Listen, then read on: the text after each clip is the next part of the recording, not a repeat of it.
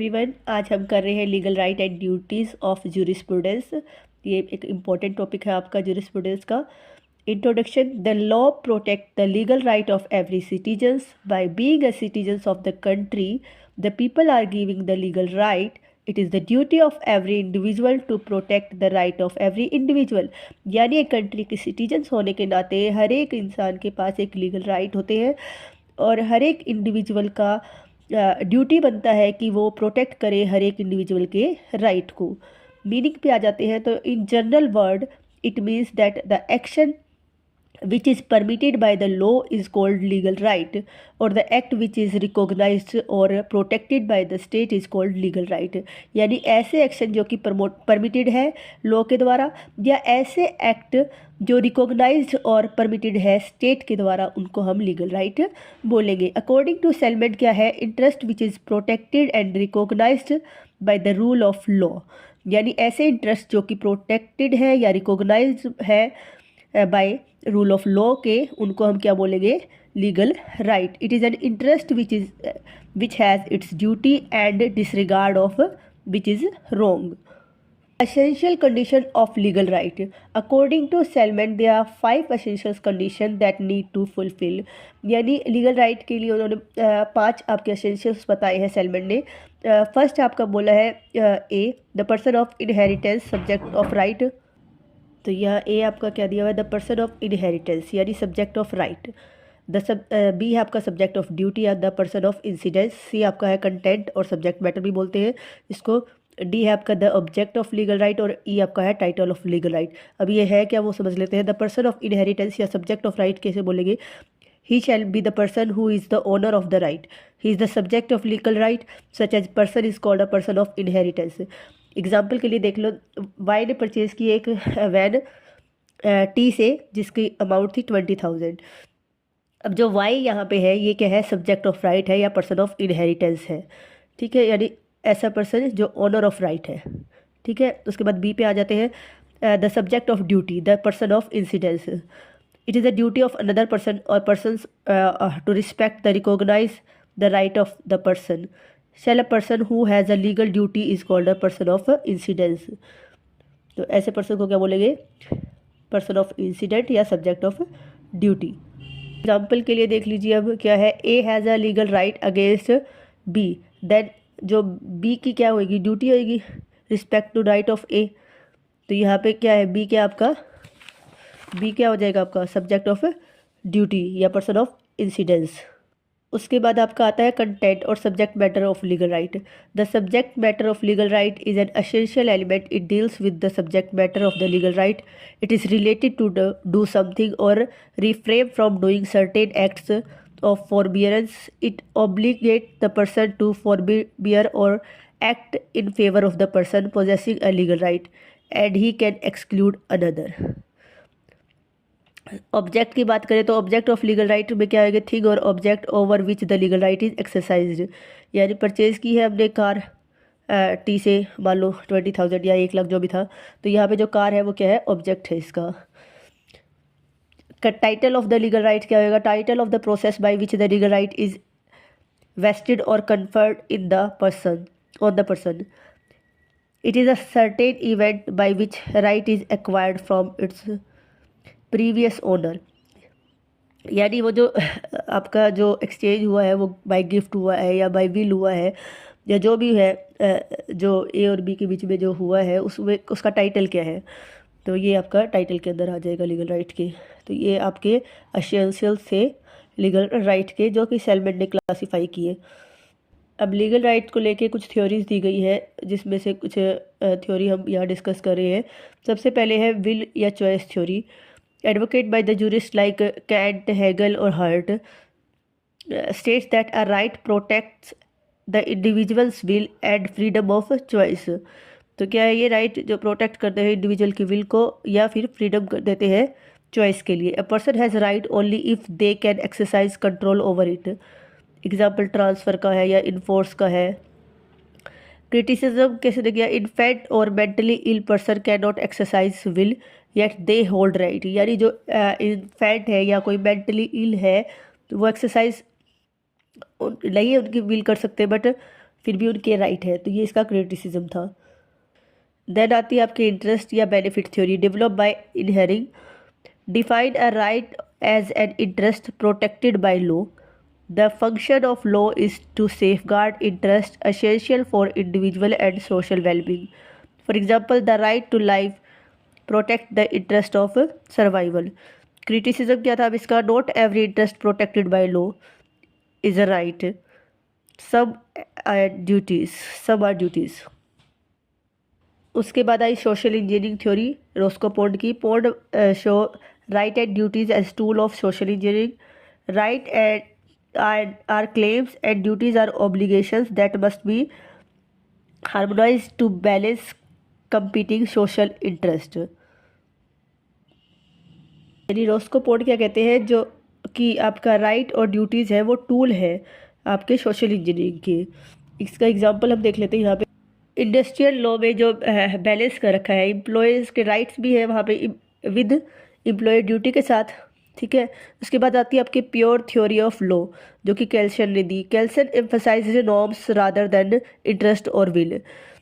Every legal norm, उसके बाद जो आपकी प्योर थ्योरी केल्सन ने दी, Kelsen emphasise norms rather than interest or will. Every legal norm impose a duty and right and derivative positions arising from those duties. Right exist because the law correlative duties and remedies, ठीक है। वो exist इसलिए करते हैं क्योंकि उनके corresponding आपकी duties है या रेमेडीज़ दी गई है। उसके बाद है होफेल्ड एनालिसिस क्या कहता है, अब देख लेते हैं। Hohfeld clarify that the word right is often used ऑब्लिगेसी, he broke it into 4 general relation. जो रिलेशन क्या थे उनके, जो कि है claim, duty, liberty, no right, power, liability, immunity, disability. उसके बाद this framework show that not every right has a correlative duty, sometime it's correlative with no right or liability. अब क्या है यहाँ पे राइट के जुरिस ऑब्लिगेटरी क्या होएगा, नो राइट। लाइबिलिटी के जुरिस ऑब्लिगेट ड्यूटी, ठीक है। और ये राइट के कोरिलेटिव क्या होएगा आपकी ड्यूटी, लाइबिलिटी के कोरिलेटिव क्या होगी आपकी नो राइट। ये आपका क्या था, होफेल्ड ने दिया गया था, ठीक है। उसके बाद इसी तरह पावर के साथ क्या आ जाएगा, लाइबिलिटी कोरिलेटिव, और इम्यूनिटी के साथ क्या, डिसेबिलिटी। और जुरिस ऑब्लिगेटरी क्या आएगा, पावर के साथ डिसेबिलिटी और इम्यूनिटी के साथ लाइबिलिटी। तो ये आपका क्या था, होफेल्ड की एनालिस। एक इम्पोर्टेंट डेफिनेशन और है ड्यूगिट की, the only right of a person has to always do his duty. उन्होंने कहा एक ही राइट है पर्सन के पास और वो क्या है कि वो अपनी ड्यूटी करे। उसके बाद है classification of legal right. Legal right को की क्लासिफिकेशन क्या है, देखो ये 10 पार्ट में है डिवाइड। तो राइट इन रैम और राइट इन पर्सोना। जो रैम है, राइट इन रैम, वो क्या होते हैं, available against society at large. और जैसे एक criminal committed under BNS because it is crime against the state, ठीक है।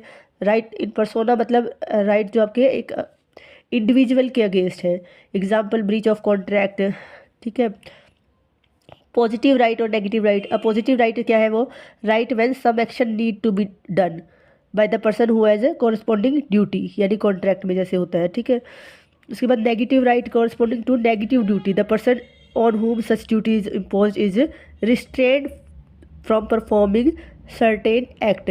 मना किया जाए जिसमें कि ये नहीं करना, तो वो आपके क्या है, नेगेटिव राइट। उसके बाद है personal and property right. Personal right जो कि आपके respect the owner of the right है। The personal right has no economic value, ठीक है, जिसकी कोई इकोनॉमिक वैल्यू नहीं, जैसे right to live with dignity है, राइट टू फ्रीडम है, स्पीच एंड एक्सप्रेशन है। उसके बाद प्रॉपर्टी राइट क्या है, to give in respect of the owner of the property.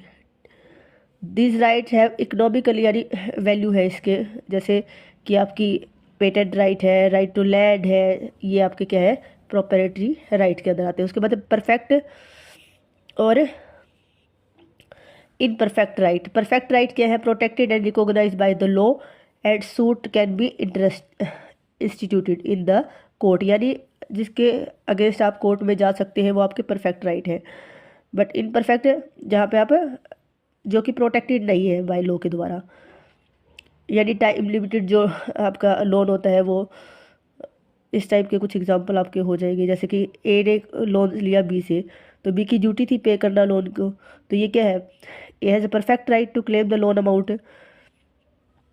इसी तरह मान लो किसी ने लोन लिया और बहुत साल हो गए, 80-90 साल हो गए, और उसने संभाला ही नहीं कि हाँ इसको पे करना था।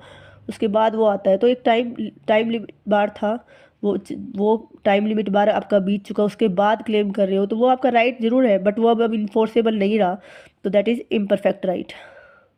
उसके बाद principal and accessory right. Principal right क्या है, ये मोस्ट इंपॉर्टेंट है, बेसिक राइट है, इज वेस्टेड ऑन इंडिविजुअल पे, ठीक है। द एसेसरी राइट जो है वो क्या, कॉन्सिक्वेंशियल और इंसिडेंटल राइट है, ठीक है, ये इतने इंपॉर्टेंट नहीं है। Right of re alien and right of re प्रोपीडिया।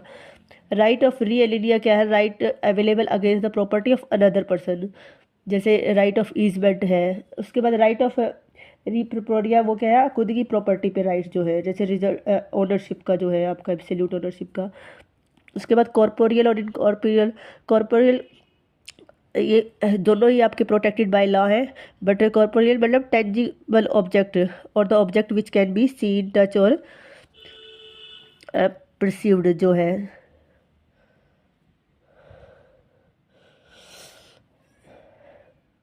उसके बाद आपका है incorporeal right is the right of owner object which can not be seen और टच, जैसे राइट ऑफ रेपुटेशन है आपका, ठीक है। उसके बाद लीगल और इक्विटेबल राइट है। लीगल राइट क्या है आपके, प्रोटेक्टेड बाय कॉमन लॉ है, बट जैसे court in England common law depends upon the uses और कस्टम, ठीक है। उसके बाद आपके दे रखे हैं इक्विटेबल राइट क्या है, are protected by equity court of chancellor, basic principle of natural justice, equity, justice and good conscience. उसके बाद पब्लिक और प्राइवेट राइट। पब्लिक राइट क्या है आपके, is the right that is exercise by state, right of vote, right to use road, ठीक है। Private right क्या है, exercise by an individual of his personal benefit, right to sleep, right to clean water, ठीक है। Vested और contingent right क्या है, vested right which vested in the person from very beginning, ठीक है, and required taken place to conferring the right of an individual, it depend on the present situation. Contingent right क्या है, right which has conferred on the happening of non happening of certain act, the right depends upon future act, it is act which is यानी conditions पे जो based होएंगे वो आपके contingent right होएंगे, ठीक है। तो यहाँ फिर आपके ड्यूटीज़ आई हुई है, when the right is given, जिसके ने भी इसी पे बात की थी कि हर एक ही राइट है, वो क्या है, ड्यूटी, तो वहीं से ड्यूटी का जिक्र हुआ, तो अभी यहाँ ड्यूटी पढ़ लेते हैं हम। When the right is given to the person, it is assume that certain duties are also impose on the person. Right of give to the person, then ये भी माना गया कि कुछ सर्टेन ड्यूटी है जो कि इम्पोज की जाएगी पर्सन के बारे में, पर्सन से। The right has its correlative, right है तो उसकी कोरिलेटिव ड्यूटी भी है। There are two kinds of duties, what is when it is obligations of the person to perform his duty when he has a legal duty, but in case of moral duty he has no obligation। अगर legal duty है तो obligation रहेगा, moral duty है तो कोई obligation नहीं है। Duties are classify, उस ड्यूटीज़ के भी क्लासिफिकेशन है, जैसे एब्सोल्यूट और relative duty, positive negative duty, primary secondary duty, moral duty, legal duty, correlative duty और कॉर्पोरियल ड्यूटी और incorporeal duty, duty in re propria, duty in re aliena, duty in rem, duty in persona, vested duty और contingent duty, fundamental duty और legal duty, antecedent duty और remedial duty. तो ये सारी duty बिल्कुल right की तरह ही है, ठीक है, तो ये आप कर लेना।